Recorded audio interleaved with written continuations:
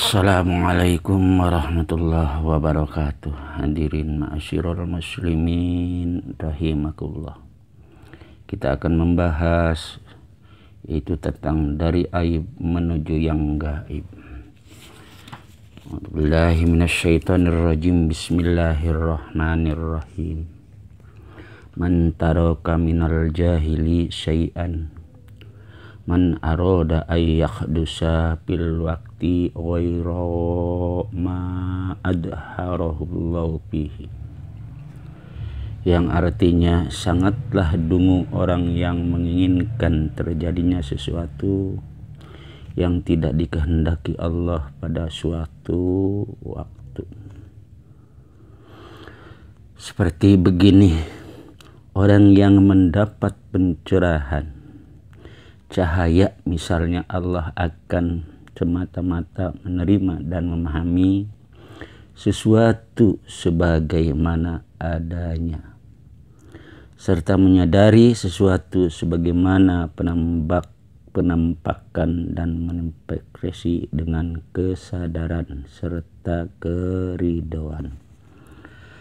Artinya kepada seluruh manusia yang ada di muka bumi ini, ketika diberi kelebihan arti cahaya itu, baik dunia maupun ilmu maupun segalanya yang telah diberikan kepada kita, tujuan yang tertentu, jangan mengharapkan segala sesuatu kejadian itu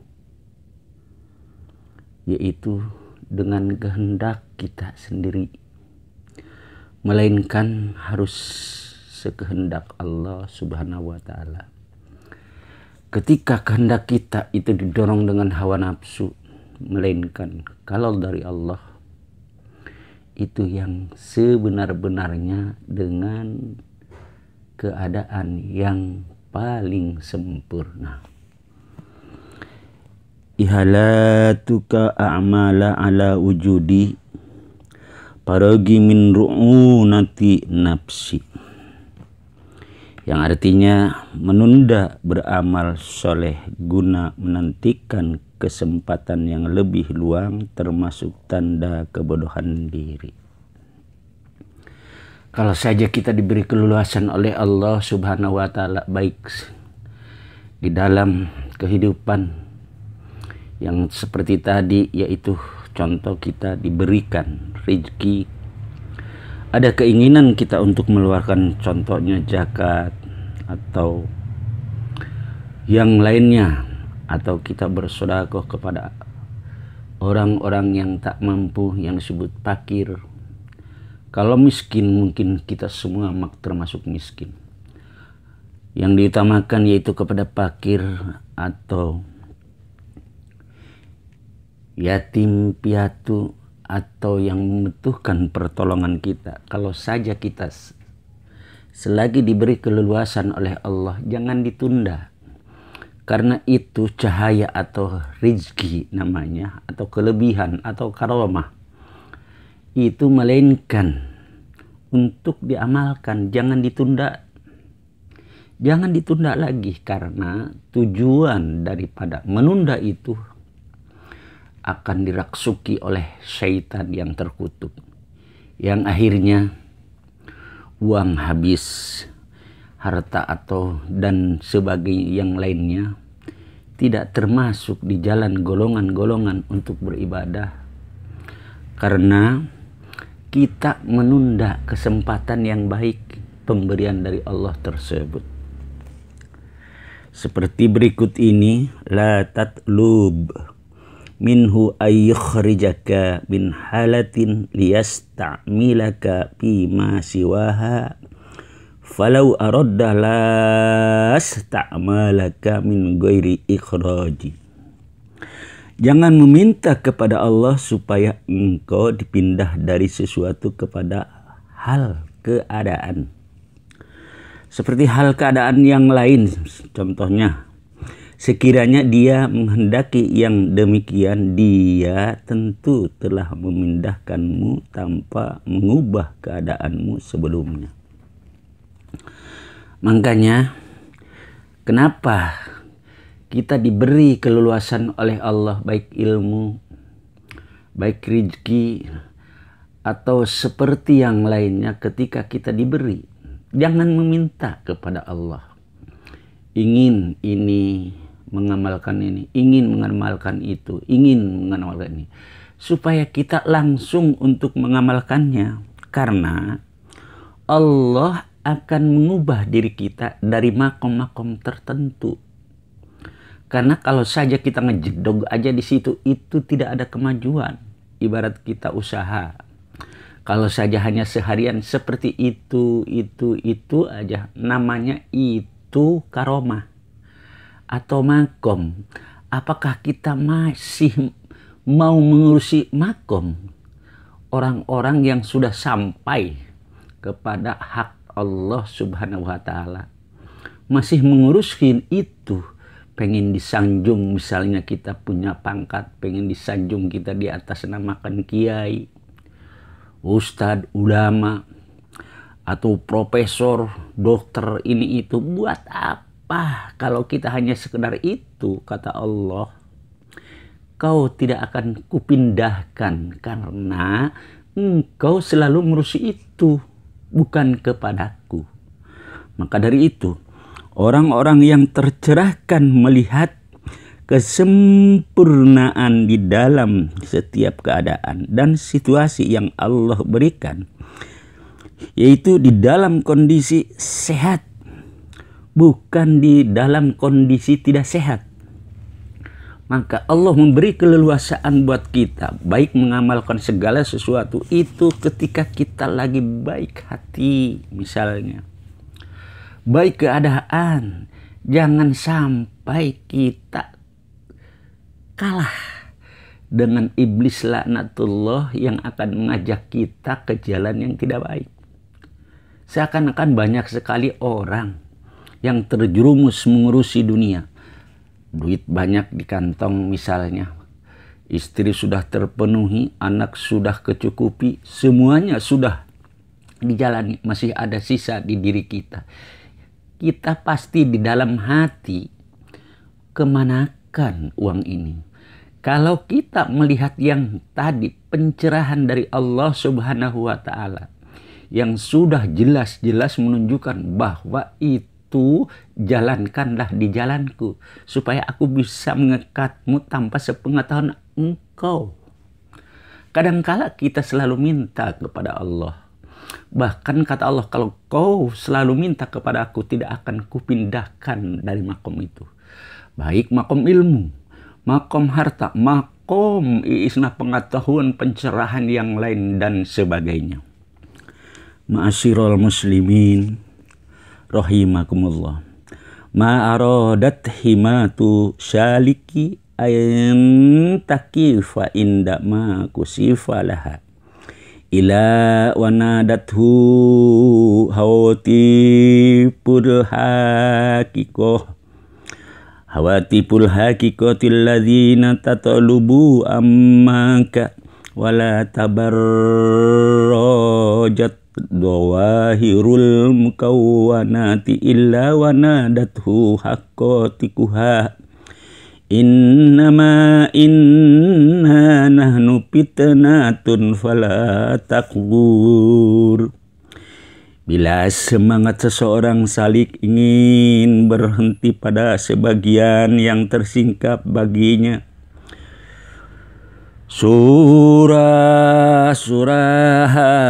suara-suara hakikat memperingatkannya yang engkau cari masih di depan. Demikian halnya bila tanpa keindahan alam, hakikat-hakikat memperingatkanmu, kami hanyalah batu ujian, maka janganlah engkau kafir. Itulah keterangan-keterangan yang sangat luar biasa supaya kita mengerti apa yang telah salik yang bersungguh-sungguh terkadang dibimbing bahkan oleh pemeliharaan, penglihatan batin dan penyikapan yang ia alami. Allah memerintahkan kepada Tuhan secara total kepada cahaya mutlaknya, bukan pada pantulan-pantulan yang sekunder. Jika engkau bersungguh-sungguh mencari kebenaran, maka engkau akan diarahkan untuk menggapai saat tersingkapnya tabir. Bila sebaliknya, maka engkau berada di dalam konflik dan penderitaan makhluk yang terus-menerus akibat syirik yang samar ataupun tabir-tabir lainnya. Dolabuka minhu yatahamu lahu wa talabuka lahu gaibatun minka anhu wa talabuka li ghairi likillati haika minhu wa talabuka min ghairihi liwujudi bu'dika anhu. Yang artinya engkau meminta dari Allah berarti menuduhnya, engkau meminta kepadanya berarti mengupatnya, engkau meminta kepada selainnya berarti engkau tak punya malu kepadanya, dan engkau meminta dari selainnya berarti engkau jauh darinya. Hadirin wal hadirat rahimakumullah, maka dari itu baik segala apapun yang kita pinta, ketika kita sudah berjalan di pelajaran ini, jangan sekali-kali menganggap Allah itu dungu atau menganggap Allah itu tidak tahu apa yang kau maksud. Tak usah kita meminta sebenarnya, karena Dia Maha Tahu. Kita ini kan ciptaannya, bukan Tuhan. Kita tuh hambanya. Semua kebutuhan hidup, kebutuhan apapun Dia tahu. Makanya ketika kita minta, seakan-akan kita menuduh Dia pelit misalnya, atau menuduh Dia dungu. Maka dari itu kita harus pandai-pandai di sini. Lakukanlah pekerjaan kita. Jangan sampai kita mengambil pekerjaan Allah. Apa yang harus kita kerjakan kepadanya? Melainkan kita yang harus mengerti. Kerjaan kita sebagai hamba hanya sujud kepada Allah. Yang sudah Allah berikan, jalankan sesuai aturan-aturan yang sudah ditentukan oleh hukum, yang sudah disampaikan oleh junjungan kita Nabi besar Muhammad Sallallahu Alaihi Wasallam. Kenapa kita harus meminta lagi kepada orang lain? Seakan-akan kita itu tidak percaya kepada Tuhan Azza wa Jalla. Apalagi kalau kita sampai meminta kepada selain Allah. Misalnya meminta kepada jin, setan, atau ke kuburan, atau ke karomah-karomah, sedangkan itu semua punya Dia, punya Allah Azza wa Jalla. Kenapa kita harus datang ke sana? Betul kata syariat. Apakah sudah mengerti tentang syariat? Syariat ini adalah tempatnya praktik. Seakan-akan kita sebelum praktik harus tahu arti tauhid. Tauhid ini adalah yang dinamakan rukun iman, yang harus kita ketahui bahwa keimanan yang kita imani. Kalau saja kita sudah mengetahui yang kita imani, sudah jelas, nyata, terlihat terang. Kalau ngaji di Al-Quran seperti idhar, itu yang lebih baik. Ketika kita belum mengerti, jangan. Bukan berarti saya mencegah. Ini kata Syekh A'thaillah. Ketika kita datang ke kuburan, akhirnya apa hati kita? Meminta karomah, meminta kebesaran karomah, sedangkan karomah itu punya Allah. Meminta kepada selain Allah seperti pada jin, setan, ifrit, laknatullah, ini kan sudah termasuk orang-orang yang menduakan atau mempertuhan selain daripadanya, sedangkan itu semua adalah makhluknya. Hadirin wal hadirat rahimakumullah, Ma min nafsin tubdihi illa walahu qadarun fika yumdihi. Tiada sesuatu napas berhembus darimu kecuali di situ takdir Tuhan berlaku padamu. Nah, ini sudah dituntun kita. Bahkan di diri kita sendiri ada ruh yang selalu berhubungan dengan Allah.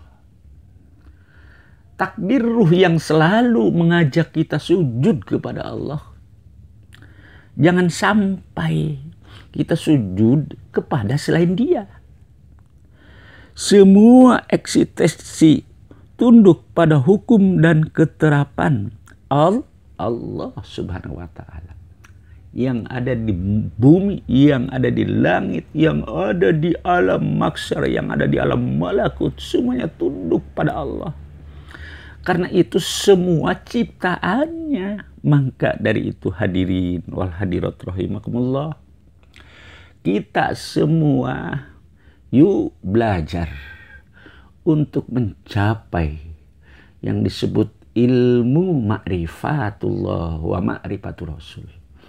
Karena itulah yang akan kita ketahui bahwa sebenar-benarnya yang seperti di sini yang dikatakan oleh kitab Syekh Athaillah yaitu hikam, ma min nafsin tubdihi illa walahu qadarun fika yumdihi. Ma'asyiral muslimin rahimakumullah. Untuk sementara kita sampai di sini, nanti kita lanjutkan kembali. Wallahu muwaffiq wa muthariq. Wassalamualaikum warahmatullahi wabarakatuh.